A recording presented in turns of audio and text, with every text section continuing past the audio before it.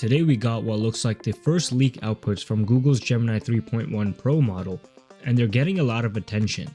The outputs are SVGs, which are also known as vector images, and two of them have been shared so far: a pelican riding a bicycle and a hamster on a motorcycle.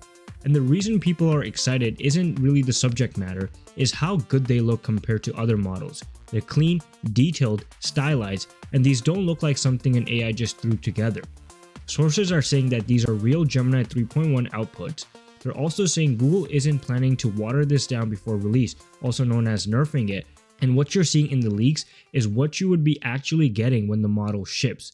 Now here's the thing that's been making people pay closer attention. This isn't just one leak. Pretty much every early output that surfaced from Gemini 3.1 has been an SVG. That pattern is hard to ignore. It suggests that SVG generation might be something Google is specifically focusing on with this new model. I don't know why.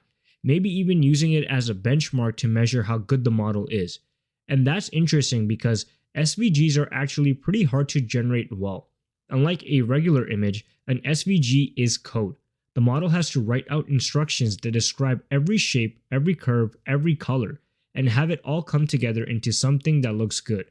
Most models struggle with this. If Gemini 3.1 has actually cracked it, that's a meaningful step forward. Google obviously hasn't announced anything officially yet, but given how consistent these leaks have been, we're probably not too far from hearing something. And if we take a look at these leaks, for example, the first one, the Pelican, it looks pretty good. We have seen earlier versions of this test from different models, and they don't look as professional or put together as these leaks are. And then we look at this second leak, which is the hamster riding a motorcycle, and it looks like an actual animated picture that somebody maybe made in Adobe Illustrator, not an SVG or not something an AI model coded. So we can see that these models are definitely getting stronger at SVG, and Gemini 3.1 Pro might be the model that might become number one if there was a SVG generation benchmark.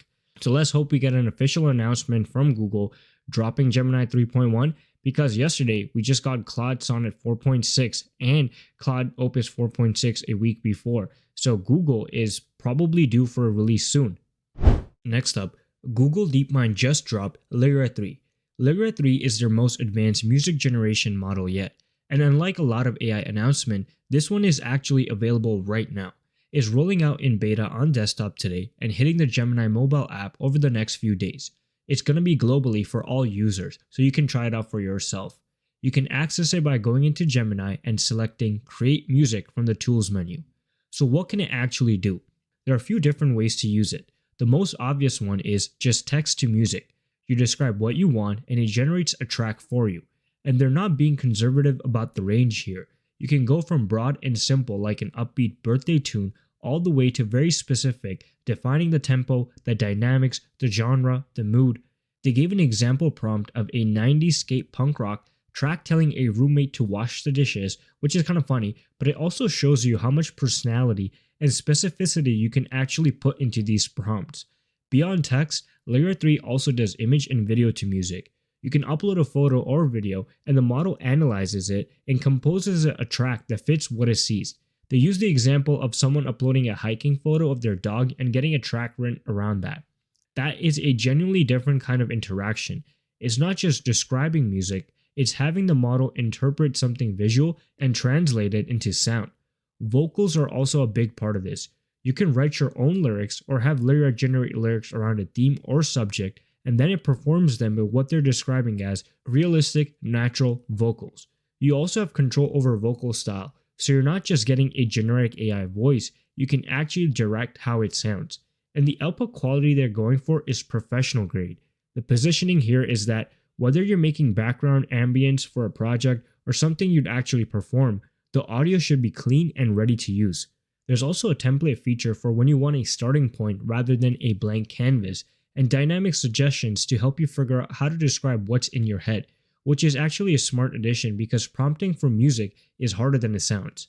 On the safety side, every track generated through Lyria is watermarked with Synth ID, DeepMind's watermarking system that tags audio as AI generated without affecting how it sounds. And they've added something new here.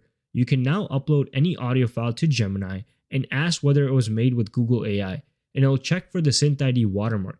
That's a meaningful step toward actually being able to verify AI-generated audio in the wild.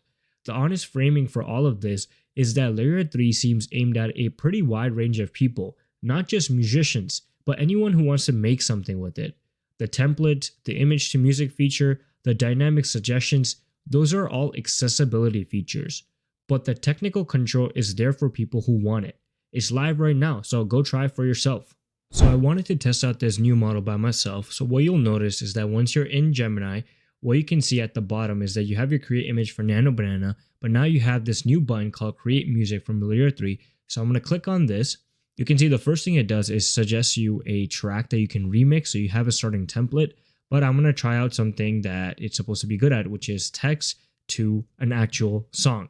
So the prompt I've given it is a upbeat electronic intro, futuristic and energetic, male vocal, lyrics, universe of AI, where the future comes alive. I'm trying to make it create like a YouTube introduction for my channel or something.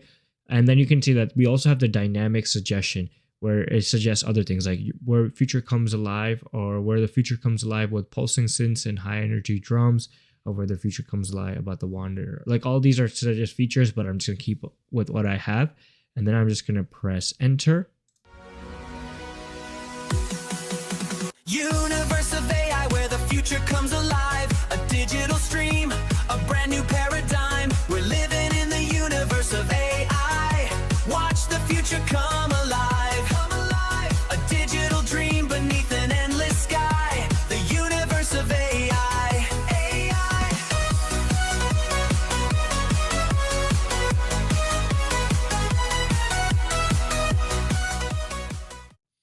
I'm not gonna lie, that was kind of pretty catchy, and if I wanted to, I could use this on my YouTube, but some of you guys would probably hate it. But this is just a simple example of how strong these new models are getting, right?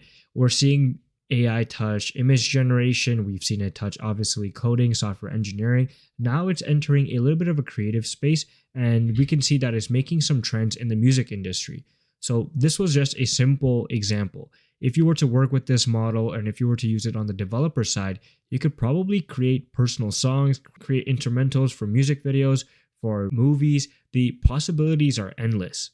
There's a post going around from someone saying, "Wake me up when DeepSeek version 4 drops." And honestly, a lot of people feel that way. So let's talk about where things actually stand.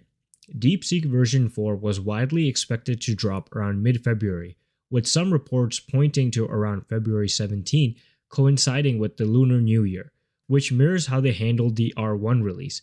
That date has now passed and it hasn't dropped yet. What we do know is that DeepSeek quietly updated their model earlier this month, expanding the context window from 128,000 tokens all the way up to 1 million tokens. When people noticed that, speculation started immediately that it could be a version 4 preview. DeepSeek said nothing, which is very on brand for them. Meanwhile, other Chinese AI companies like ByteDance, Alibaba, and Zhipu have all been releasing their own models, essentially trying to fill the spotlight while everyone waits on DeepSeek. The whole Chinese AI space is moving fast right now. As for what version 4 is actually expected to bring, the focus seems to be coding. Internal benchmarks reportedly show it outperforming both Claude and GPT series on long context code generation tasks. It's also expected to be open source, continuing the pattern they set with version 3 and R1. So the short answer is, it hasn't dropped yet, it's close, and when it does, it'll get a lot of attention, and I'll cover it the moment it lands. Make sure to subscribe to our channel. We do real tests, not just headlines. Make sure you're also subscribed to The World of AI, and don't forget to check out our newsletter for deeper breakdowns you won't see on YouTube. And I'm growing my Twitter following, so make sure you follow me on Twitter as well. Hope you guys enjoyed today's video, and I'll see you in the next one.